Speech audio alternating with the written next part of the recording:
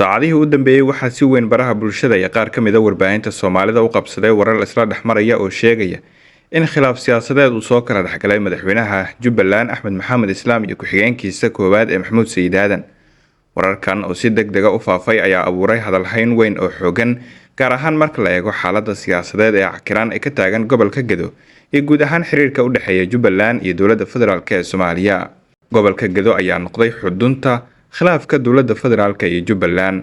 iyadoo labada dhinac ay leeyihiin dano siyaasadeed oo iskhilaafsan, gaar ahaan marka ay timaado maamulka doorashooyinka iyo cidda gacanta ku hayn doonto maamulka istiraatiijiga ah ee gobolka Gedo.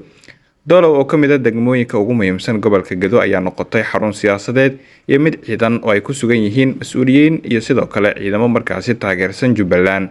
Madaxweyne ku-xigeenka Jubbaland Maxamuud Sayid Aadan ayaa muddooyinkii u dambeeyay ku sugnaa degmada Doolow, halkaas oo uu ka samaystay saldhig siyaasadeed iyo mid ciidan, isagoo la sheegay in uu hormuud ka yahay dadaalada Jubbaland ay ku doonayso in ay kaga hortagto saameynta dowladda federaalka ee gobolka Gedo. Joogitaankiisa Doolow waxaa loo arkay mid muujinayso sida Jubbaland ay uga go'an tahay in ay sii haysato gacan ku haynta gobolka, inkastoo ay jiraan cadaadis siyaasadeed iyo mid militari kaga imaanaya dhinaca dowladda federaalka. Wararka la isla dhexmarayo ee sheegaya khilaafka u dhexeeya madaxweyne Axmed Madoobe iyo ku-xigeenkiisa Maxamuud Sayid Aadan ayaa yimid xilli xasaasi ah, taasoo sii xoojisay shakiga iyo falanqaynta markaasi ay sameynayaan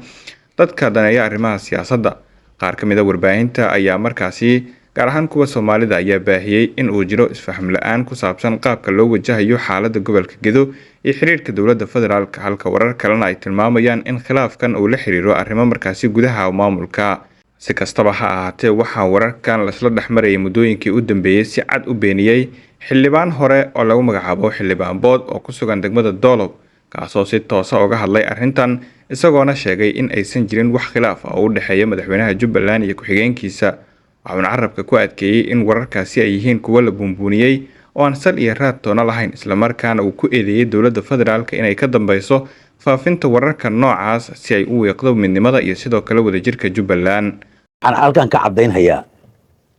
inaan wax khilaafa oo jira iska daayay, xitaa wax jiri doona aysan jirin. Axmed Maxamed Islaam iyo Maxamuud Sayid Aadan khilaaf dhex mari doono xitaa inuusan jiri doonin, mid hadda jira iska daayay.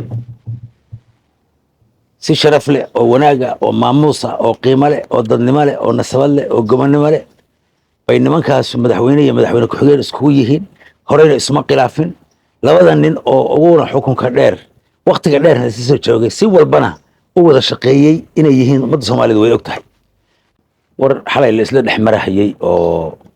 been abuur ah oo bulshada lagu maran habaabinhayo oo madaxweynihii Jubbaland iyo madaxweyne ku-xigeenkiiba iskhilaafsan iyo isdiriiray la lahaa inaan dadka ka shaafiyo oo waxa ka jiro dhabta uga sheegana waa rabaa. dad iska hadaaqahayo oo xamar ka hadlahayay oo doorashaan qabanaynaayo, gedaan ka qabanaynaa, baydhabaan ka qabanaynaayo, galmudug baan ka qabanaynaa, been ku hadaaqahayayna waxaan rabaa inaan ka iraahdo haddii aan ku horeeyo wararka kutirikutanta oo la isla dhex marahayo been abuurka oo madaxweynaha iyo madaxweyne ku-xigeenka lagaga hadlahayay inay wax dhex mareen, waxaan halkan ka caddaynhayaa inaan wax khilaafa oo jira iska daayay, xitaa wax jiri doona aysan jirin. Axmed Maxamed Islaam iyo Maxamuud Sayid Aadan khilaaf dhex mari doono xitaa inuusan jiri doonin, mid hadda jira iska daayay. Si sharaf leh oo wanaaga oo maamuusa oo qiimo leh oo dadnimo leh oo nasabad leh oo gobonnimo leh bay nimankaas madaxweyne iyo madaxweyne ku-xigeen iskugu yihiin, horeyna isma khilaafin. labada nin oo uguna xukunka dheer waqtiga dheerna si soo joogay, si walbana u wada shaqeeyey inay yihiin ummadda Soomaalida way og tahay.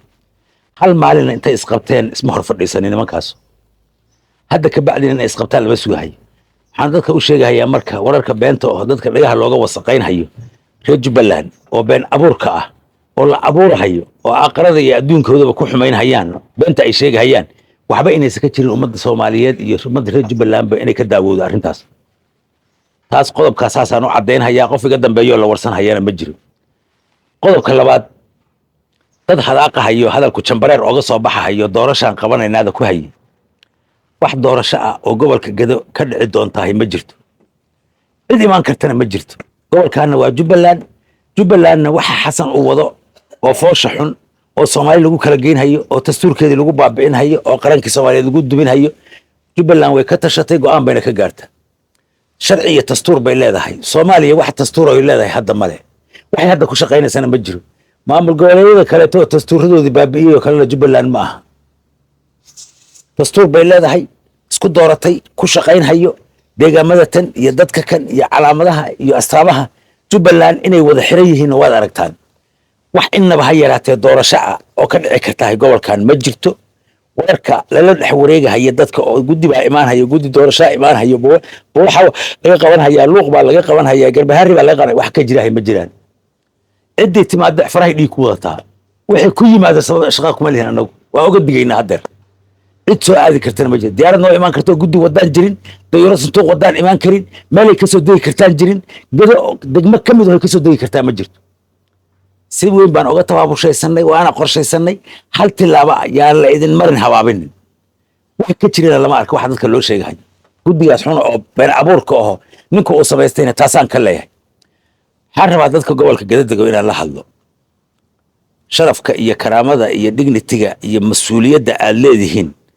horeyna waa idin iri maantana waa idinkugu celinhayaa